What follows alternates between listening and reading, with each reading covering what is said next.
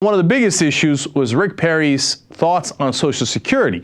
Now, in his book, Fed Up, which he just released 9 months ago, he said it was a Ponzi scheme and that it was a monstrous lie. Is he going to double down on that? This is a big moment in the debate, because if he backpedals out of it, maybe he can still get out of it. If he doubles down, well, that's an albatross around his neck, and it's going to be incredibly interesting to see how the primary voters among Republicans react to that. So which way did Perry go? Well, let's find out. Clip 14. I think the Republican candidates are talking about ways to transition this program, and it is a monstrous lie.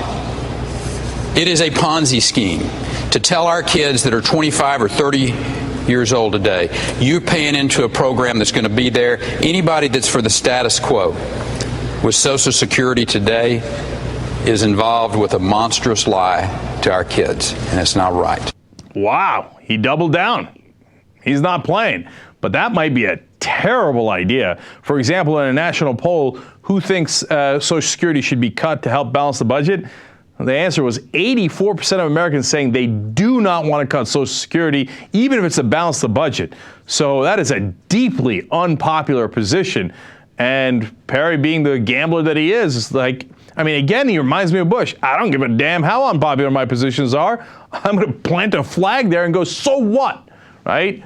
All right, let's go to clip 16 as he continues.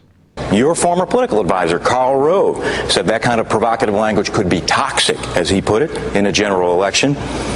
Vice President Cheney gave an interview today to ABC News when he said it's not a Ponzi scheme.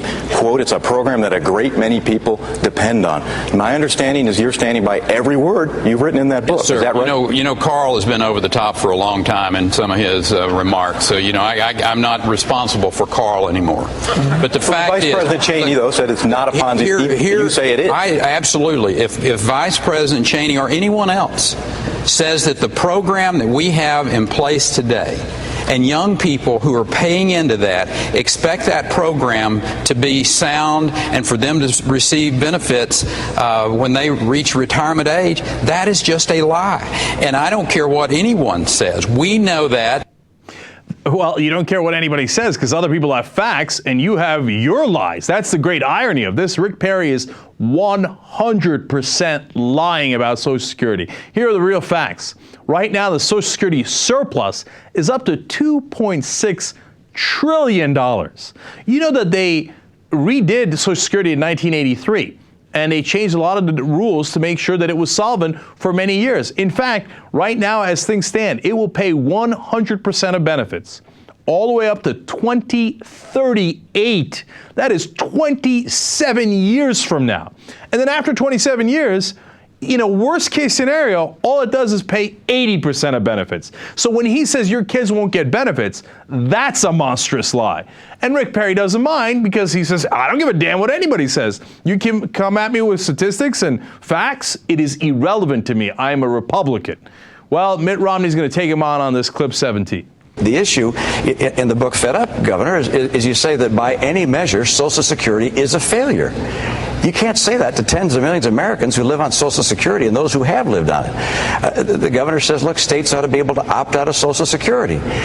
Our nominee has to be someone who isn't committed to abolishing Social Security, but who's committed to saving Social Security. Listen, this is the critical issue of the primary.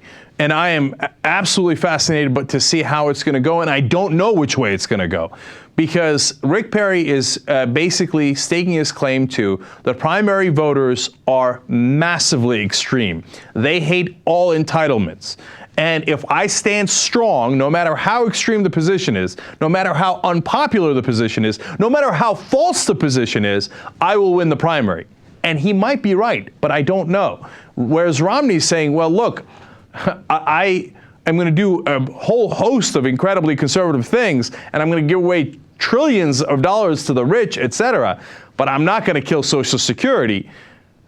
And can Romney beat Perry on this alone? Because even among Republican voters, they say things like, get your hands off my Medicare, get your government hands off it. But in fact, those are, of course, very successful government programs that even Republican voters like. So it's a great drama. And honestly, Rick Perry might crash his entire candidacy on this one issue alone. It's a huge gamble he's taking. If I was his advisors, I'd be like, look, you can be tough as you like, and you're leading in the polls, but to take on Social Security is kind of nuts. So Romney has to be ecstatic over this, if you ask me.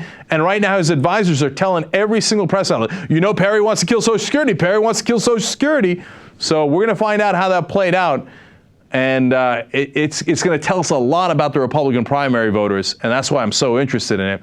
But at least it got defined tonight. Perry is not backing down. He's doubling down. He will get rid of the most precious programs and the most popular programs we have in the United States of America.